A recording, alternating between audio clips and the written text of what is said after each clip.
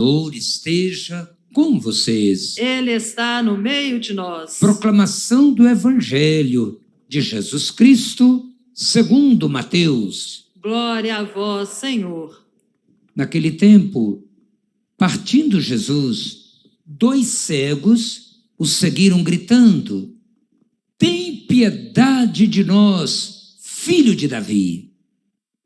Quando Jesus entrou em casa, os cegos se aproximaram dele. Então, Jesus perguntou-lhes: vós acreditais que eu posso fazer isso? Eles responderam: sim, Senhor. Então Jesus tocou nos olhos deles, dizendo: faça-se conforme a vossa fé. E os olhos deles se abriram. Jesus os advertiu severamente: tomai cuidado para que ninguém fique sabendo. Mas eles saíram e espalharam sua fama por toda aquela região. Palavra da salvação. Glória a vós, Senhor. O Senhor é minha luz e salvação. O Senhor é minha luz e salvação. O Senhor é minha luz e salvação. O Senhor é minha luz e salvação. Um lar onde os pais ainda se amam e os filhos ainda comem o mesmo pão.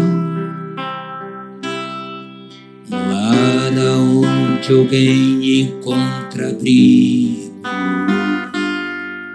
e ali se vai vivendo o perdão,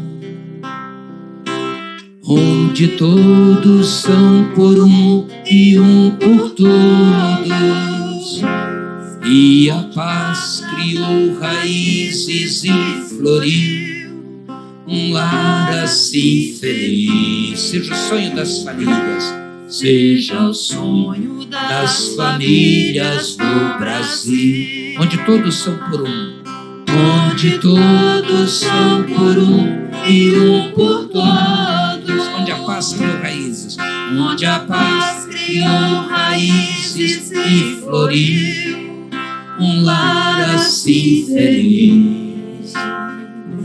Seja o sonho das famílias do Brasil. É o 5º dia da nossa novena. Família, santuário da vida, aberta aos valores do reino.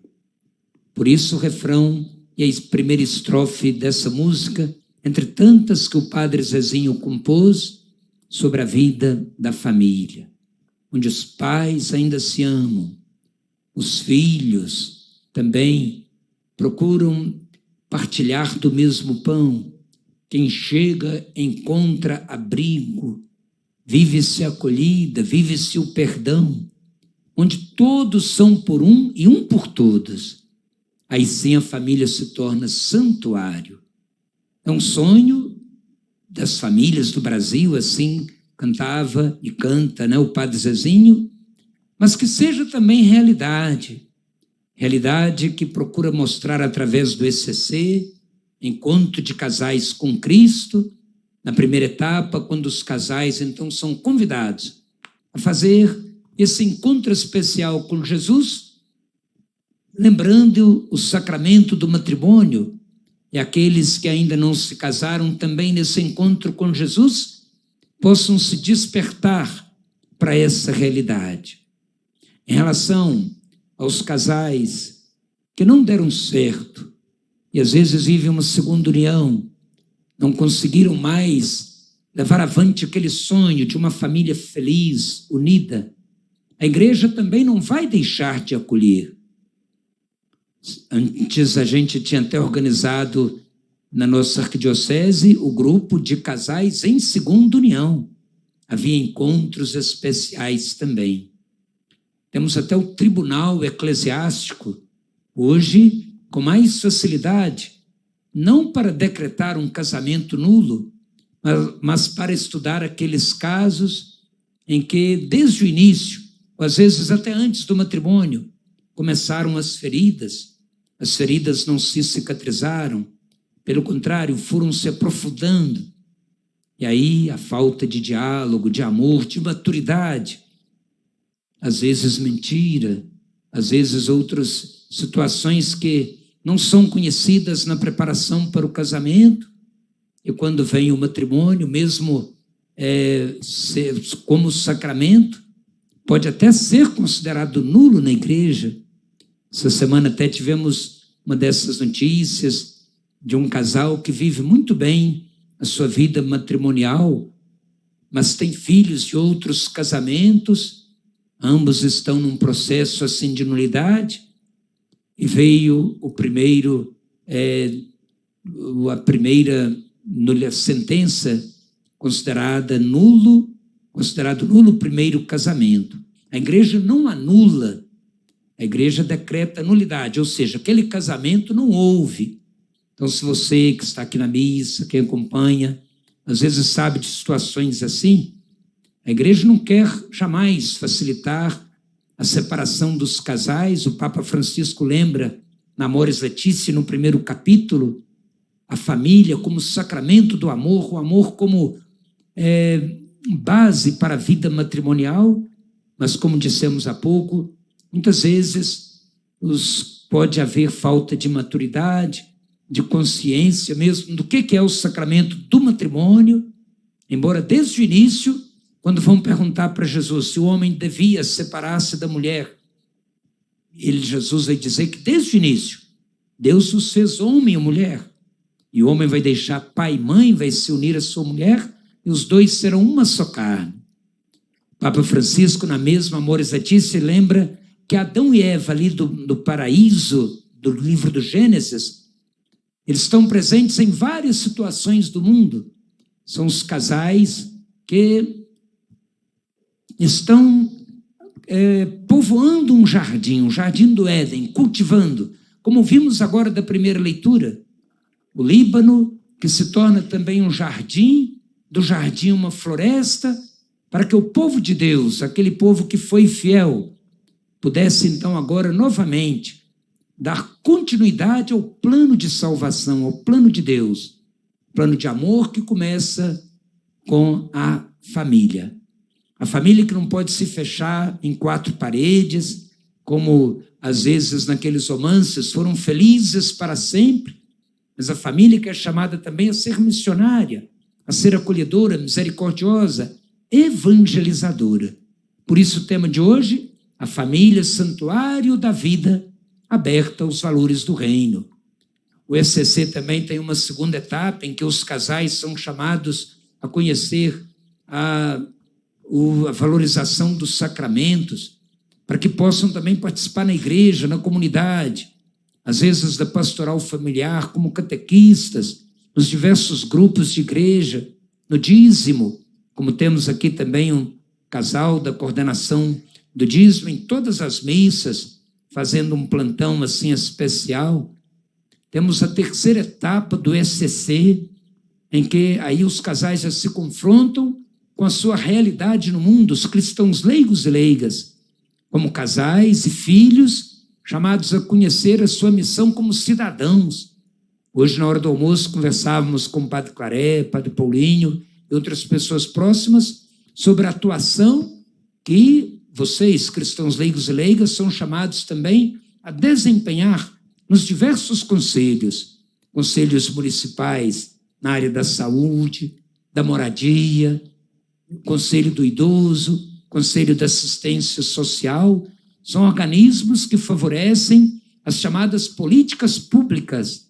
Por isso, nesse dia em que também convidamos todos os que trabalham na prefeitura, as secretarias e também os diversos serviços, desde os mais simples, como a coleta do lixo, como as que cuidam também da limpeza das ruas.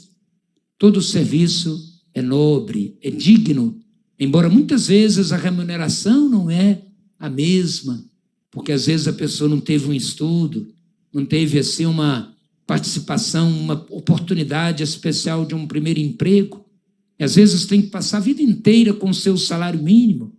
Outras vezes, quando vem os problemas de doença, ela tem que ser afastada, e às vezes aquela humilhação, aquela insegurança de passar, de ver se passa ou não numa perícia, tudo isso vai afligindo também as dores que fazem com que as famílias também enfrentem essa realidade.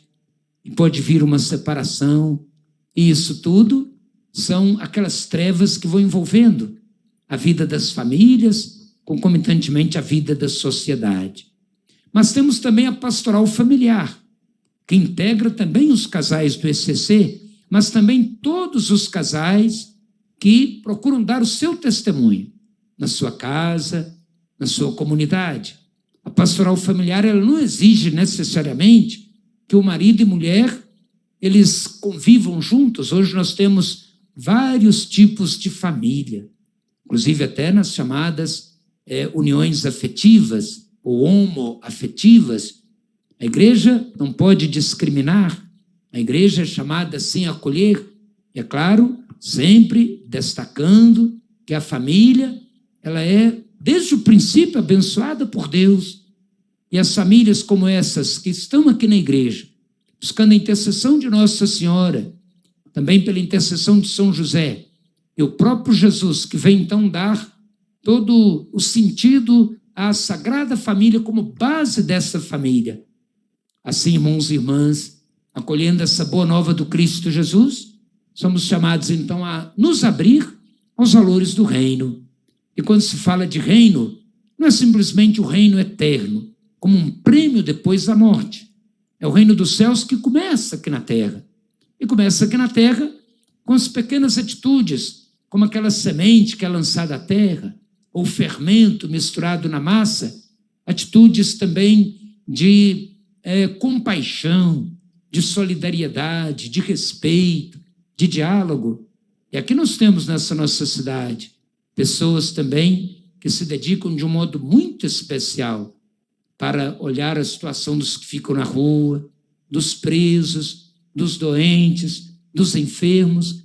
Então a família, como santuário da vida aberto aos valores do reino, significa a família também ser comprometida com uma política pública, comprometida com uma economia cuja palavra significa cuidar da casa comum e não simplesmente olhar as questões financeiras, em que alguns podem, assim vamos dizer, alcançar ou viver muito comodamente, e muitos, às vezes, não conseguem ter a sua casa, não conseguem ter o seu emprego, às vezes têm que depender, muitas vezes, dos auxílios agora emergencial, substituindo Bolsa Família, e contando com a generosidade de tantos, com as cestas básicas, com as ajudas nas consultas de exames médicos, mas como a mesma família de Deus, cabe a nós, irmãos e irmãs, como cristãos, como irmãos e irmãs pelo batismo, vivenciar o que a palavra de Deus hoje nos ilumina. Quando Jesus, ao curar aqueles dois que, atingidos pela cegueira física, eles pedem a compaixão de Jesus. E Jesus, ele pergunta se eles acreditam que Jesus pode fazer o que eles pedem. É interessante, Jesus ele não simplesmente dá um show de milagres, ele não quer ser assim aplaudido, ele quer tocar no coração das pessoas. E assim, quando eles dizem, sim, nós cremos, e a partir daquele instante, Jesus então fala com eles, seja feito conforme a fé que vocês tiveram. E conforme essa fé, eles foram curados. Para mostrar que Jesus não queria simplesmente ser reconhecido como alguém que faz milagres, um salvador único, que vem só para satisfazer as necessidades físicas das pessoas, Jesus pede que eles não divulguem, mas eles não se contêm. Quem ficaria só para si o que aconteceu com eles naquele momento? De voltar a enxergar, de voltar então a conviver melhor uns com os outros. Mas aí a gente pede então a Deus essa graça de nos libertar também da cegueira. Não só da cegueira física, com a intercessão de Santa Luzia, muitos fazem novena pedindo a intercessão dela para serem curados dos males que atingem a visão. Mas a visão que a gente precisa ter semelhante a de Jesus. Aquela visão que não olha a aparência, aquela visão que faz a gente enxergar quem está do nosso lado como um ser humano que é o nosso irmão e a nossa irmã. E esse ser humano não pode, ou quando é injustiçado, desprezado, explorado, ele precisa contar também com nossa organização, com nossa solidariedade, com nossa sensibilidade. Então, irmãos e irmãs, celebrar esse 5º dia da novena, em que pedimos a intercessão de Nossa Senhora, hoje com o exemplo também de São Francisco Xavier, é a sua festa. A liturgia nos ajuda a agradecer a Deus esse grande missionário, que é considerado o principal missionário da época moderna. Assim dividida a história, quando ele nasceu pelo ano 1504, viveu apenas 44 anos, mas de uma intensa atividade. Conta-se que ele queria ser advogado. Encontrando-se um dia com Inácio, de quem era amigo, ambos estudantes, eles ficavam perguntando o que seria da vida. E sempre, na medida em que eles iam fazendo os seus projetos, que gostariam talvez de serem ricos, casar, ter família, e o Inácio perguntava para ele, e depois? E depois? Aí quando ele se depara, e depois vem a morte, vem o encontro com Deus, o que eu construí para chegar até junto de Deus? Aí essa palavra vai tocando o seu coração. Vai se tornar padre, missionário lá do Oriente, da Ásia, da Índia. Conta-se que chegou a batizar mais de 30 mil pessoas, não só no sentido do batismo ritual, mas de mostrar a boa nova do Cristo Jesus, atraindo as pessoas para uma vida nova, uma vida melhor, sem exclusão, sem egoísmo, sem maldade. Então pensamos também na intercessão dele, que é, junto com Santa Teresinha, o padroeiro das missões, para que todos nós possamos vivenciar este amor de Deus, sendo também nossa casa um lar que seja santuário da vida e nossas comunidades abertas aos valores do reino de Deus. Um instante de silêncio antes de apresentar a Deus as preces comunitárias. Façamos aquela prece especial ao Senhor, pela perseverança dos casais que se reconciliaram ou vão procurando viver dia a dia o matrimônio, pelas famílias que continuam passando por angústias, dores, sofrimentos, crises, pelas famílias que perderam seus entes queridos, como a família do Ivo Oliveira dos Santos, e as nossas famílias de um modo especial, para serem, de fato, santuários da vida.